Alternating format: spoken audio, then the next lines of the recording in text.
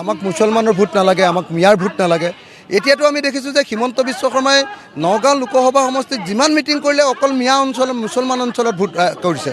আৰু আমি পীযুষ হাজৰিকাক নিজে দেখিছোঁ যে পীযুষ হাজৰিকাই ধনৰ টোপোলা এটা লৈ গোটেই মুছলমান অঞ্চলবিলাকত ঘূৰি ঘূৰি মুছলমান অঞ্চলবিলাকৰ ভোট ল'বৰ কাৰণে সংখ্যালঘুবিলাকৰ পৰা ভোট ল'বৰ কাৰণে তেওঁলোকে লাগি আছে। তেওঁলোকে দেখিলে যে উজনি অসমত খিলঞ্জীয়া অসমীয়াই তেওঁলোকক এৰিলে। উজনি অসমত আপোনালোকে দেখিছে যে যোৰহাটত ইতিমধ্যে গৌৰৱ গগৈ জিকাবলৈ সিদ্ধান্ত ল'লে, ডিব্ৰুগড়ত লুৰিণজ্যোতি গগৈ জিকাবলৈ সিদ্ধান্ত ল'লে। সেই উজনি অসমৰ যিটো সেই ঢৌটো এতিয়া নগাঁৱতো পূৰা পৰিছে। আৰু সেইকাৰণে নগাঁৱৰ হিন্দু মুছলমান খ্ৰীষ্টান জৈন শিখ যিমানবিলাক মানুহ আছে চবেই সিদ্ধান্ত লৈছে যে এইবাৰ আমি বিৰোধী ঐক্য মঞ্চৰ প্ৰাৰ্থীজনক জিকাম। বিশেষকৈ বিজেপিৰ যিজন কেণ্ডিডেট ৰাখিলে সেই কেণ্ডিডেটজনলৈ মানুহে চবেই ভয় কৰে, কাৰণ তেওঁৰ ওপৰত বহুত ডাঙৰ অভিযোগ আছে যে তেওঁ আলফা আৰু চালফা হৈ থকা কালত বহুত মানুহ ইয়াত হত্যা কৰিছে বুলি অভিযোগ আছে দেই। গতিকে এজন হত্যাকাৰীক বুলি অভিযোগ থকা মানুহকতো আৰু কোনো ভোট দিবলৈ সাহস নকৰে।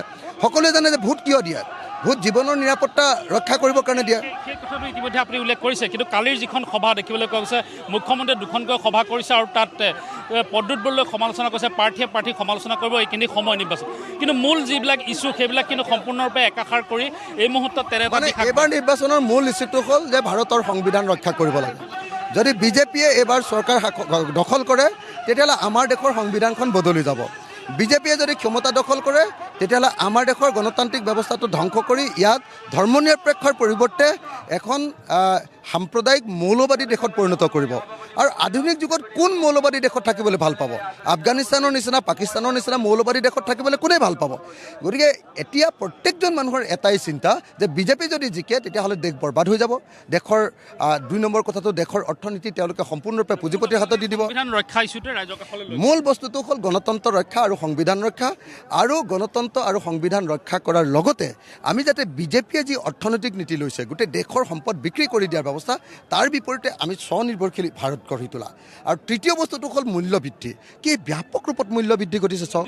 ৩ টকীয়া আমি লাইভত আছোঁ আৰু কালি যিটো আপুনি সংবাদমেল দিছিল আৰু সংবাদমেলত যিকেইটা অভিযোগ কৰিছিলে তাৰপিছত মুখ্যমন্ত্ৰীয়ে এক প্ৰকাৰ সম্পূৰ্ণ বিষয়টোক ওলাই কৰি কৈছে যে ৰাজনৈতিক কথা বতৰা অৰুণাচলত তেওঁ কৈছে সেইটো অসমত ইমান হৈচৈ লগাৰ দৰকাৰ নাই। যদি সঁচাকৈ কিৰণ ৰিজিজুৱে মিছা কথা ক'লেহেঁতেন তেতিয়াহ'লে মুখ্যমন্ত্ৰীয়ে কিৰণ ৰিজিজুক ধমকি দিলেহেঁতেন। কিন্তু কিৰণ ৰিজিজুৰ বিষয়ে টানকৈ ক'বলৈ তেওঁ সাহস কৰা নাই। তাৰ অৰ্থটো হ'ল যে কিৰণ ৰিজিজুৱে মুখ্যমন্ত্ৰীক কথা কোৱাটো সঁচা যে ৫ লাখ শৰণাৰ্থী চাকমা আৰু হাজঙক অসমত সংস্থাপিত কৰিব লাগে বুলি কোৱাটো সঁচা, ১ নম্বৰ। ২ নম্বৰ, অমিত শ্বাহেও যে মুখ্যমন্ত্ৰীক নিৰ্দেশ দিছে এইটোও সঁচা। কাৰণ নহ'লে মুখ্যমন্ত্ৰীয়ে সাহসেৰে ক'লেহেঁতেন যে কোনো পধ্যে মোক দিয়া নাই, মই কিৰণ ৰিজিজুৰ ওপৰত ব্যৱস্থা ল'ম এইবুলি ক'লেহেঁতেন। কিন্তু কিৰণ ৰিজিজুৰ ওপৰত একো কথা ক'ব পৰা নাই, তেওঁ মিহি কথা কৈছে। তাৰ পৰা প্ৰমাণিত হৈছে যে অসমৰ মুখ্যমন্ত্ৰীয়ে দিল্লীৰ ওচৰত আত্মসমৰ্পণ কৰি অসমত ৫ লাখ হাজং আৰু আপোনাৰ চাকমা যি শৰণাৰ্থী অৰুণাচল প্ৰদেশে যাক খেদি দিব খুজিছে, ৬টা দশক থকাৰ পাছত খেদি দিব খুজিছে, তেওঁলোক লৈছে।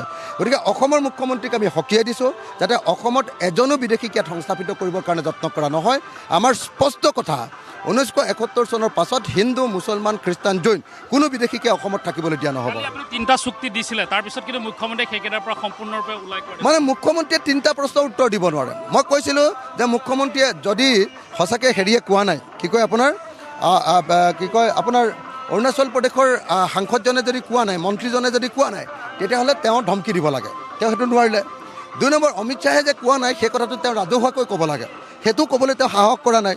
৩ নম্বৰ কথাটো কৈছিল যে অসমৰ মুখ্যমন্ত্ৰীৰ অৱস্থান কি, অসম চৰকাৰে সঁচাকৈ দিব নেকি, সেইটো তেওঁ ৰাজহুৱা কৰিব লাগে, সেইটো ক'বলৈ সাহস কৰা নাই। তাৰ অৰ্থটো হ'ল যে হিমন্ত বিশ্ব শৰ্মাই আমি দেখিছিলোঁ অমিত শ্বাহ আহোঁতে কেনেকৈ তললে গোটেই ছবিখনত কোন সঁচা কোন মিছা। সঁচাটো হ'ল যে চাকমা আৰু হাজঙক অসমত সংস্থাপিত কৰিবৰ কাৰণে হিমন্ত বিশ্ব শৰ্মাই কেন্দ্ৰৰ ওচৰত প্ৰতিশ্ৰুতি দিছে আৰু আমি এইটো হ'বলৈ নিদিওঁ। দৰকাৰ হ'লে অসমৰ মানুহ আকৌ আন্দোলনলৈ নামিব লাগিব, কিন্তু হিমন্ত বিশ্ব শৰ্মাৰ চক্ৰান্ত অসমত বিদেশী সংস্থাপিত কৰাৰ চক্ৰান্ত কেতিয়াও মানি লোৱা নহ'ব।